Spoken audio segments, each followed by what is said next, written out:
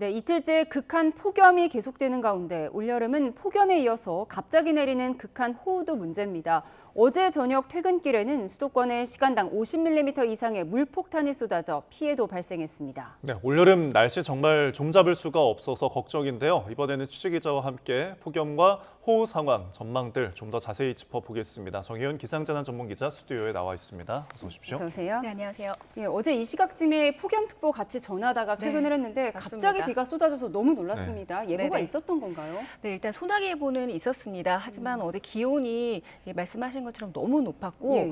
극한 폭염 수준이었잖아요. 이 때문에 호우 구름이 더 강하게 발달을 했습니다. 이 때문에 수도권 지역을 중심으로 극한 호우 수준의 구름이 만들어졌던 건데요. 어제 사실 저도 이 퇴근하려다가 이 레이더를 봤더니 이 비구름이 좀 심상치 않게 예. 발달하는 걸 보고 한 30-40분 정도 더 기다렸고요. 이 비구름이 좀 극한 호우 수준으로 발달을 했고 또 호우 경보까지 내려졌고 그 구름을 이제 보고 이제 속보를 전달을 하면서 예. 조금 더 퇴근이 지체되는 상황이 됐었습니다. 저희 레이더 상황 보면서 설명을 드리도록 하겠습니다. 네. 극한 호우 구름은 지금 보시는 것처럼 이렇게 남색 구름 형태로 나타납니다. 이 구름이 어제 호우 구름, 그러니까 극한 호우를 뿌린 구름인데요.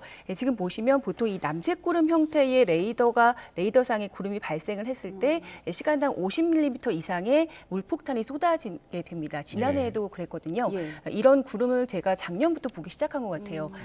여의도에서 어제 시간당 68mm의 호우가 기록이 됐습니다. 이 정도면은 긴급 호우 문자가 발생할 수 있는 수준인데 어제 68mm의 비가 내리면서 제가 대기를 하기 시작했거든요. 예. 이 정도면은 호우 긴급 문자가 발송이 될 수 있는 수준입니다. 네. 다만 어제 이 이상 비가 더 강하게 내리진 않았는데 네. 지금 보시면 이게 어제 오후 한 저녁 7시가 되기 전 상황이거든요. 예. 10분 뒤 상황입니다. 지금 보시면은 비구름이 갑자기 바뀌었죠. 예. 네, 제가 자, 이동을 하겠습니다. 예. 그러니까 지금 보라색이 좀 옅어졌네요. 네, 맞습니다. 여의도는 지금 구름이 빠졌고 네. 바로 옆으로 지금 이동을 했죠. 예. 네, 그만큼 지금 이 극한 호우 구름이 한 곳에 오래 머물지는 않는다는 네. 얘기입니다. 예. 그래서 어제 여의도 지역에는 지금 긴급 호우 문자가 발송이 되지는 않았습니다. 예. 이 긴급 재난 문자 중에 호우 긴급 재난 문자라는 것은 또 다른 제도인가요? 네, 맞습니다. 어제 호우 경보까지는 내려졌지만 호우 긴급 문자가 발송이 되진 않았는데 아직 예. 생소하신 분들이 좀 많으실 것 같아요. 호우 긴급 문자는 어제처럼 갑자기 이 물폭탄 수준의 이 극한 호우가 내릴 때 기상청에서 이 해당 지역의 이 분들에게 바로 재난 문자를 발송하는 제도인데 앞서 말씀드렸지만 어제같이 극한 호우 구름은 쉽게 예측하기가 힘듭니다. 네. 그러니까 미리 요즘에 기상청에서 예보를 하잖아요. 그런데 이런 구름들은 어제같이 기온이 많이 오를 때 대기가 불안정할 때 갑자기 구름들이 폭발적으로 발달하기 때문에 이 발령 기준이 지금 이미 지금 제도가 만들어져 있고 예. 실황을 예측을 한 다음에 기상청에서 해당 지역에 바로 발송을 하게 됩니다. 예. 일단 발령 조건이 있는데요. 한번 보시죠. 네, 발령 조건이 시간당 50mm의 호우가 내리면서 동시에 3시간 사이에 90mm의 비가 내려야 발령이 되고요. 예. 그리고 시간당 어제처럼 72mm의 비가 내려야 이 조건이 동시에 충족을 되는 지역에 호우 긴급 문자가 발송이 되게 되어 있습니다. 네. 그런데 어제 여의도 같은 경우는 시간당 68mm까지 비가 내렸거든요. 조건이 약간 예. 네, 약간 못 미쳐서요? 네, 못 미쳤습니다. 올해는 지난 5월 16일에 남양주 오남읍에서 시간당 74mm의 극한 호우가 쏟아지면서 처음으로 호우 긴급 재난 문자가 발송이 됐고요. 예. 여름 시작 후에는 6월 20일쯤에 인천과 김포 등 수도권 지역에서 두 번째 호우 긴급 재난 문자가 발송된 바가 있습니다. 예, 어제 많은 분들이 그러셨겠지만 폭염이 심해서 이렇게 극한 호우는 생각지 못했는데 네. 어제 퇴근길에 강변북로를 타고 가다 보니까 물이 너무 갑자기 차오르면서 잘 빠지지도 않더라고요. 이러다 사고가 나지 않을까 걱정도 되던데요. 네, 맞습니다.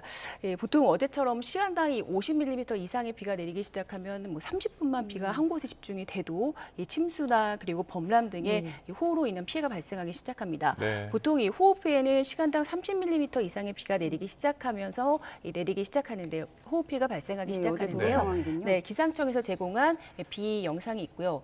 지금 영상은 지금 기상청에서 제공하고 있는 호우 영상인데요. 사례를 좀 보면서 설명을 드리도록 하겠습니다.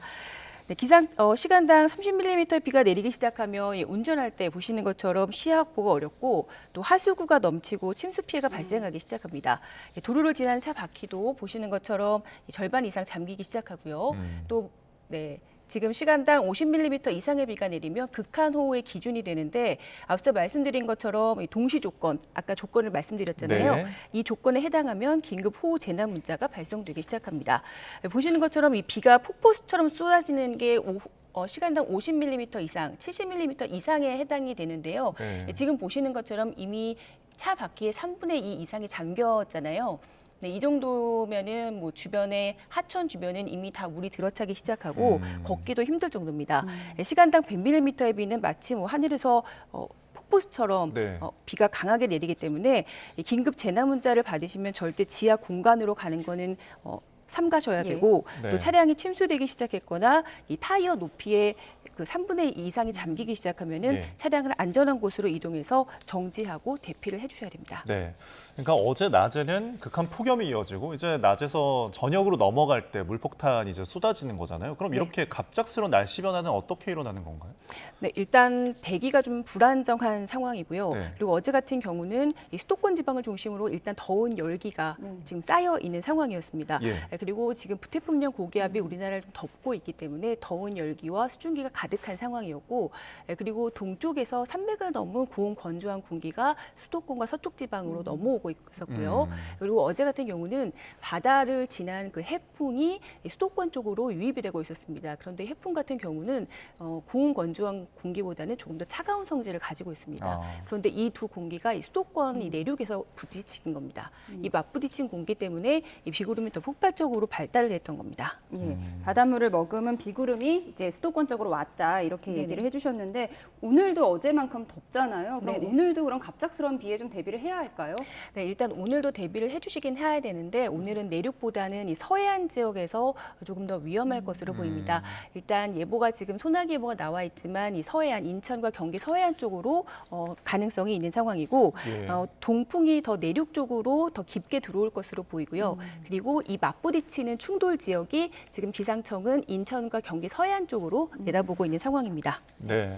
그럼 앞으로의 날씨는 계속 지금과 같은 반복이 되는 날씨일까요? 당분간 덥겠습니다. 다만 이 35도를 웃도는 폭염 경보 수준은 내일까지 예상이 되고 있고 모레부터는 서울 체감 온도가 33도 이하로 떨어질 걸로 현재 예상이 되고 있기 때문에 네. 경보 수준의 더위는 일단 내일까지, 그리고 모레는 체감 온도가 이제 폭염 주의보 수준으로 좀 내려갈 걸로 보여서 예. 아직까지 좀 정확하진 않지만 폭염 경보에서 주의보로 조금 한 단계 약화할 가능성도 현재 있는 상황입니다. 또 다음 주에는 소나기와 기압골도 좀 예상이 되고 있어서 북태평양 고기압 상황도 지금보다 좀 달라질 걸로 좀 예상이 됩니다. 예. 네. 아직 7월 상순이잖아요. 해가 갈수록 점점 더 더워지는 것 아닌가 이런 걱정도 드는데요. 어떻습니까? 일단 해가 갈수록, 그러니까 지난해에도 좀 더웠잖아요. 예. 그리고 올해도 지금 6월 초부터 좀 극한 더위가 좀 이어지고 있고 호우도 만만치가 않습니다. 네. 지금 뭐 바다 상황도 좀 만만치가 않고요. 그래서 올 여름도 지금 지난해만큼 덥지 않을까 좀 우려하시는 분들이 많은 상황인데 네. 시작부터 이렇게 더위가 이어지고 있고 바다도 지금 이미 뜨거워지고 있는 상황이기 때문에 잠시 더위가 주춤한다 하더라도 이후에 좀 더 더워질 가능성도 지금 충분히 있는 상황입니다. 네. 네. 자, 그렇다면은 올해 여름도 뭐 네네. 지난해처럼 이런 처음 겪는 날씨, 이 더위가 계속 이어지는 걸까요? 네, 맞습니다. 제가 어제도 이 자리에서 좀 말씀을 좀 드렸는데 네. 이미 바다 상황이 지난해보다 가파르게 좀 기온이 좀 오르고 있는 상황입니다. 제가 좀 준비를 했는데 그래픽을 좀 볼게요. 네.